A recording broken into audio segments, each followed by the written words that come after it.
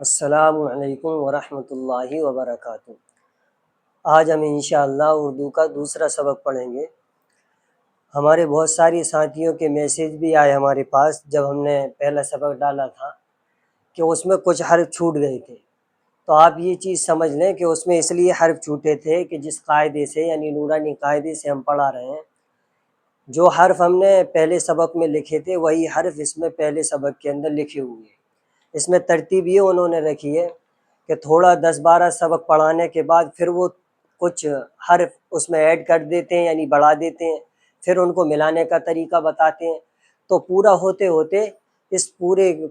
होते ये किताब तो पूरे हर्फ़ों को मिलाने का तरीका वो बता देते हैं। तो आप ये सोच रहे थे कि मैं सा भूल गया और बहुत सारे हर्फ नहीं लिखे थे उसमें, तो इसमें भी नहीं लिखे। आज हमारा सबक है सबक नंबर 2 और उसके अंदर है शक्लें, यानी जीम कितनी शक्ल में आता है।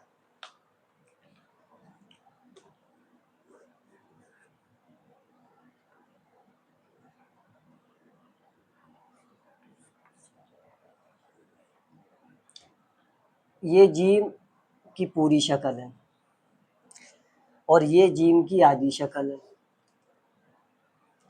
इसी तरीके से चा ये पूरा है जो हम और आप पढ़ते हैं, और ये चा की आधी शक्ल है। आधी शक्ल का मतलब ये है कि जब ये चा अगर अकेला आएगा तो ये पूरा आएगा, और अगर किसी हर्फ के साथ ये मिलकर आएगा तो फिर इस शक्ल में ये आएगा। फिर ये खा है, खा की भी यही शक्ल है। फिर ये उसके बाद सीन है, तो सीन की भी ये शक्ल है। फिर बड़ा शीन है, तो बड़े शीन की भी यही शक्ल है। फिर काफ है, तो काफ की भी ये शक्ल है।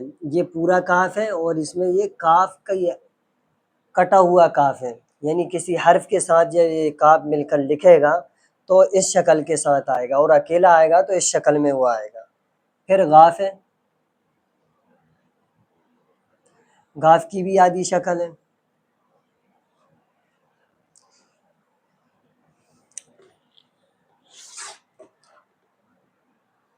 फिर गईन है, ये गईन की भी आधी शक्ल है ये। फिर फा है, तो ये फा की भी आधी शक्ल है। फिर काफ है, तो काफ की भी आधी शक्ल है। फिर लाम है,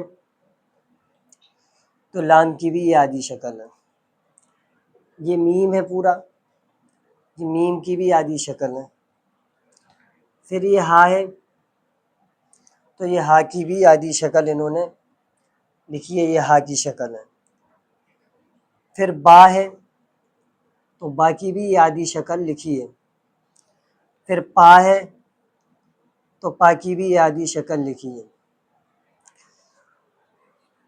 इसके बाद फिर ता है, तो ता की भी ये आधी शक्ल लिखी है। फिर टा है, तो टा की भी आधी शक्ल है ये नून है, तो नून की भी ये शक्ल है। और ये या है, तो या की भी आधी शक्ल है। इसका मतलब ये है कि जब ये हर्फ अकेले आएंगे तो ये ऊपर की जो लाइनें पूरे आएंगे, और जब ये हर्फ किसी हर्फ के साथ मिलकर आएंगे तो इन शक्लों में ये हर्फ आएंगे। आप इनको अच्छे से देखें, और आप अगर लिखना और चाहते हैं तो इनको आप कापी पर भी उतार लें और बार बार इसकी मशक करें। और कापी पे जब आप उतार लेंगे तो बार बार इनको शक्लें इनकी समझें कि जीम की शक्ल कैसी होती है, पूरा जीम ऐसा आता है, और जब किसी हर्फ के साथ ये मिलेगा जीम तो ये शक्ल में आएगा। मसलन मैं एक आपको सैंपल बता दूं कि अगर हमें जर लिखना है तो पूरा जीम और रा ऐसा नहीं लिखा जाएगा। अगर जर लिखना है तो हमें ये जीम की जो ये शक्ल है ना, ये शक्ल है, और इसी में ही हम रा मिला देंगे ऐसा, तो क्या हो जाएगा ये जर। तो जो ये शक्लें इन्होंने दी हैं, ये तो जीम की पूरी शक्ल है, लेकिन जब किसी हर्फ के साथ दूसरा हर्फ मिलता है तो वो कुछ कटा हुआ रहता है, इस तरीके से कटे हुए रहते हैं।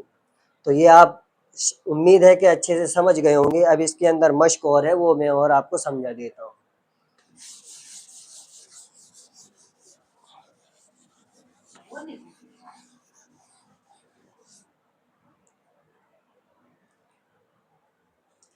मश्क है हरफों की।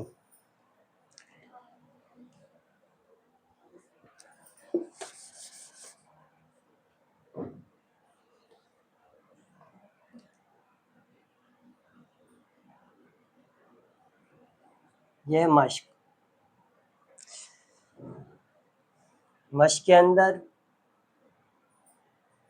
ये लाम की शक्ल,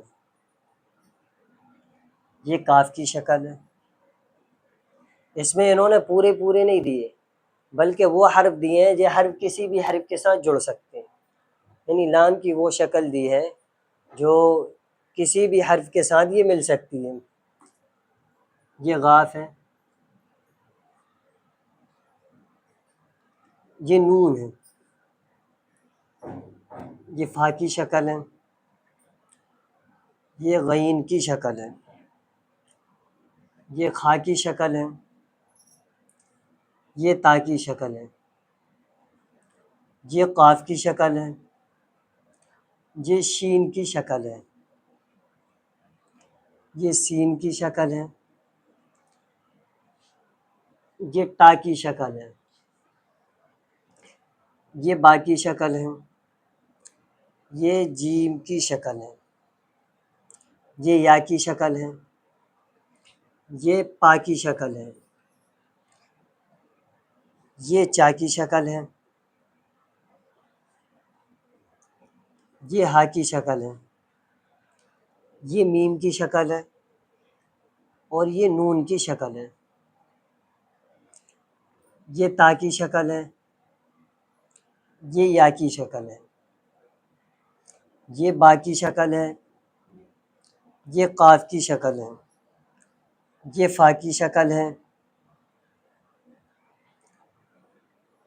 ये खा की शक्ल है, ये जीम की शक्ल है, ये गाफ की शक्ल है। दो जगह इन्होंने इसमें गाफ की शक्ल को दिया है ताकि आप पहचान सकें। ये काफ की शक्ल है, ये चा की शक्ल है, ये मीम की शक्ल है, और ये हा की शक्ल है, ये टा की शक्ल है, और ये शीन की शक्ल है। ये हो गया हमारा आज का सबक मुकम्मल। अब हमें इसमें ये समझना होगा, आप अगर ये कायदा अपने साथ रखेंगे, ये ज़्यादा महंगा नहीं आता, ये 10 रुपये का आता है और आपको कहीं भी ये कायदा मिल जाएगा। और जब हम पढ़ाएं तो आप इस कायदे को खोल कर अगर बैठेंगे तो और आप ज़्यादा समझ सकेंगे। क्योंकि आपको ये शक्ल अजीब लग रही होंगी लिखी हुई, लेकिन जब आप इसके अंदर समझेंगे और हम जो पढ़ाते हैं उसको गौर से सुनेंगे और इसमें जब आप देखेंगे तो आपको इससे ज़्यादा समझ में आ जाएगा।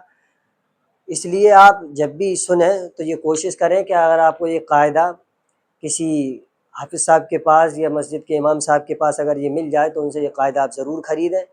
आपको अगर ये वीडियो देखेंगे तो फ़ायदा तो आपको जब भी होगा, लेकिन ये कायदे के साथ अगर आप वीडियो देखेंगे तो इंशाल्लाह और आपको फ़ायदा होगा। तो ये शक्लें आप अपने जहन में बनाएं और ये किताब ख़रीद कर आप इसकी जो एक सबक रोज़ आप लिखने की मशक़ भी करें। और इस वीडियो को आप अगर नए हैं तो सब्सक्राइब कर लें, शेयर कर दें और लाइक कर दें। अस्सलामु अलैकुम व रहमतुल्लाहि व बरकातहू।